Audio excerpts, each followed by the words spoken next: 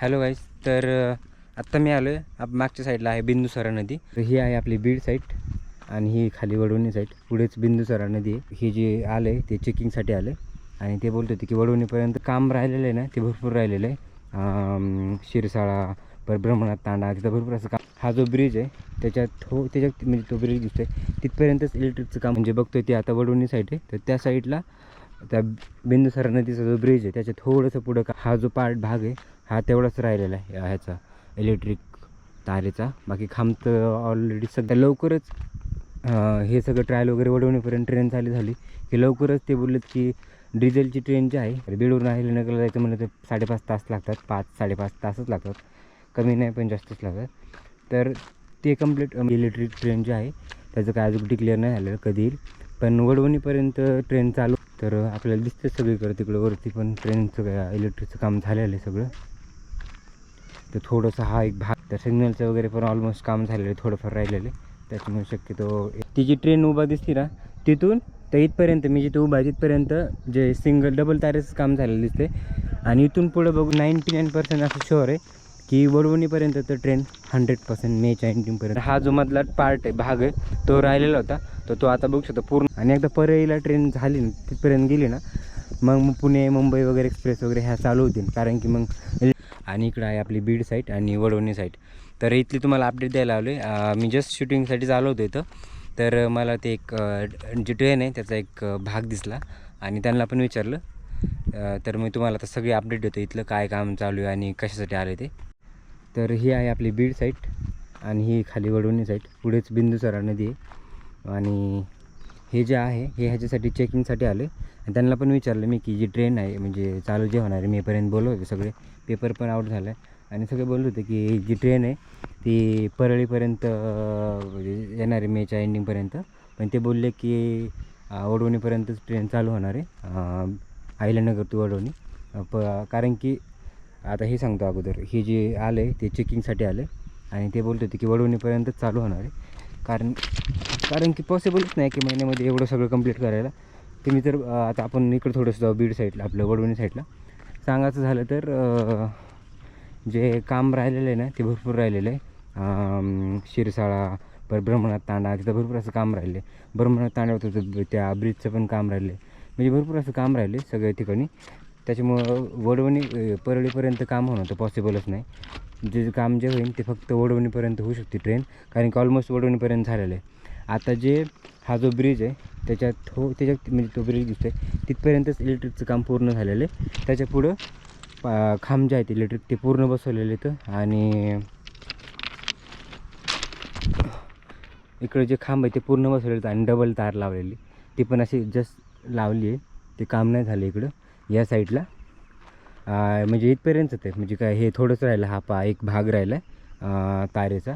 म्हणजे आपण जे बघतोय ते आता वडवणी साईड आहे. तर त्या साईडला त्या बिंदुसरा नदीचा जो ब्रिज आहे त्याच्या थोडंसं पुढं काम राहिलेलं आहे. बाकी ते इलेक्ट्रिकचं ओके बाकी तर झालेलंच आहे. त्या इलेक्ट्रिकचं जे काम आहे ते थोडंच पुढं राहिलेलं आहे त्या बिंदुसरा ब्रिजच्या थोडंसं पुढं तिथपर्यंत.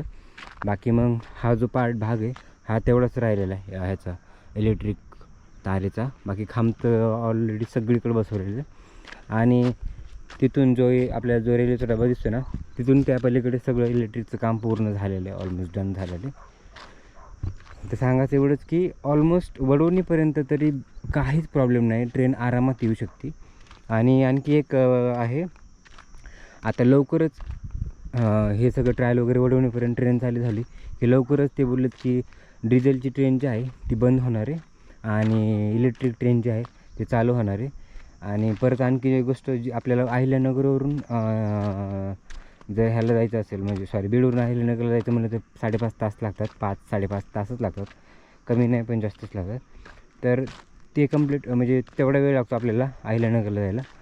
पण मग आता ज्यावेळेस इलेक्ट्रिक चालू होईल त्यावेळेस 5.5 तासाचा प्रवास जो आहे तो 2.5 तासामध्ये होणार कवर. म्हणजे जवळजवळ 2.5 ते 3 तास आपले सेव्ह होतील.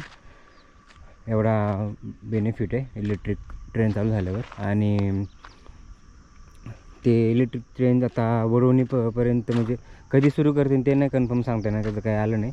पण असे ते बोलले की इलेक्ट्रिक ट्रेन जे आहे त्याचं काय अजून डिक्लेअर नाही झालं कधी येईल, पण वडवणीपर्यंत ट्रेन चालू होणार आहे हे कन्फर्म आहे मेच्या एंडिंगपर्यंत. पण ते परळीपर्यंत म्हणले तर पण ते पॉसिबल नाही वाटतं, कारण काम भरपूर राहिले मध्ये, तुम्ही बघितलं असं व्हिडिओमध्ये. आणि वडवणीपर्यंत होऊ शकते. तर आपल्याला दिसतं सगळीकडे तिकडं वरती पण ट्रेनचं काय इलेक्ट्रिकचं काम झालेलं आहे सगळं.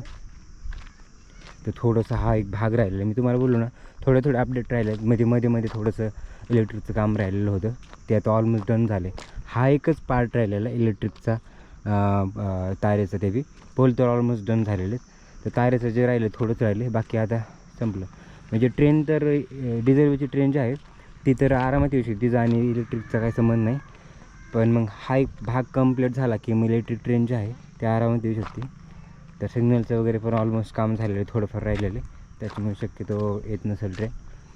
तर हा आहे बघा असा भाग. आता आपण थोडंसं पुढे जाऊ बिंदुसरा ब्रिजपासून, तिथं बघू काय दिसतं आपल्याला अपडेट. आत्ता आपण बघा वडवणी साईडला चाललो आहे आणि तुम्हाला दाखव, ती जी ट्रेन उभा दिसते ना तिथून तर इथपर्यंत मी जिथं उभा आहे तिथपर्यंत जे सिंगल डबल तारेचं काम झालेलं दिसते. आणि इथून पुढं बघू शकता तुम्ही जो ब्रिज आहे तिथं बघू शकता पोल वगैरे काहीच नव्हते बसवले, पण आता दिसते पोल बसवलेत. आणि प्लस तारेचं सुद्धा इलेक्ट्रिक तारे जे आहे त्याचं पण बसून काम झालेलं दिसते. तर मेपर्यंत तर मला तरी आता 100% असं वाटतं की वडवणीपर्यंत तर येईल ट्रेन. पुढचं तर नाही सांगू शकत मी येईल नाही, कारण काम पण तसं राहिलं आहे, त्याच्यामुळे कन्फर्म नाही. पण मला असं 99% असं शुअर आहे की वडवणीपर्यंत तर ट्रेन 100% मेच्या एंडिंगपर्यंत येऊ शकते, कारण काम चालू आहे तेवढं. आणि ट्रायल पण चालू आहे, तुम्ही बघितलं असं ना. तर हे बघा तारेचं काम कसं दिसते झालेलं. आणि ह्या साईडला एक काम चालू होतं, ते कुठपर्यंत आलं बघा, त्याचा काय संबंध नाही तसं बघायला गेलं तर. बापरे, ते तसं जास्त नाही दिसत, चालू तिथं काहीतरी. चला थोडं पुढं जाऊ आपण. आणि हे जे इलेक्ट्रिक खांबचं होतं ना, खांब आणि तारा, आता मागच्या वेळेस तर काहीच नव्हतं, एक पण खांब या साईडला बसवलेला नव्हता. ह्या ब्रिज जेवढा आहे तेवढा, त्या ब्रिजच्या पुढं काम झालेलं होतं. पण हा जो मधला पार्ट आहे, भाग आहे, तो राहिलेला होता. तर तो आता बघू शकतो पूर्ण त्यांनी कवर केलेला आहे, इथून या ब्रिजपासून तर त्या ब्रिजच्या टोकापर्यंत. तर भरपूर असं काम झालेलं दिसतं आपल्याला. ठीक आहे, वडवणीपर्यंत जरी आली ट्रेन तरी काय हरकत नाही, कारण की तिथून मग एक स्टेप कमी राहते. कारण तिकडं पण बघू शकता, म्हणजे वडवणीच्या साईडला, म्हणजे वडवणीच्या पुढे पण ना काही ठिकाणी काम झाले, काही ठिकाणी नाही झालं.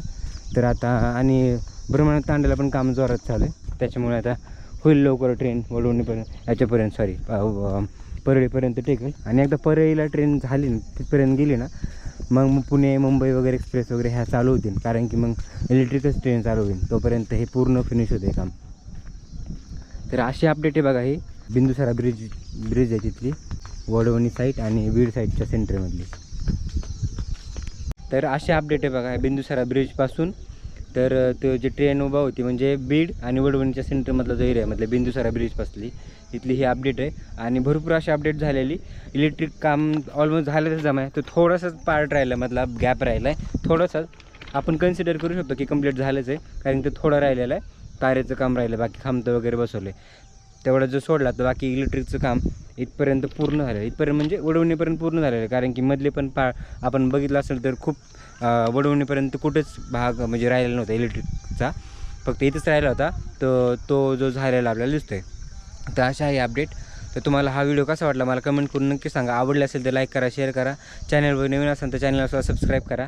आणि ट्रेन लवकरच येते वडवणीपर्यंत, त्याच्यामुळे हा व्हिडिओ जेवढा होईल तेवढा शेअर करा, जेणेकरून भरपूर लोकांना माहिती होईल. तर आपण भेटूया नवीन अशा इंटरेस्टिंग ब्लॉगमध्ये. तोपर्यंत बाय.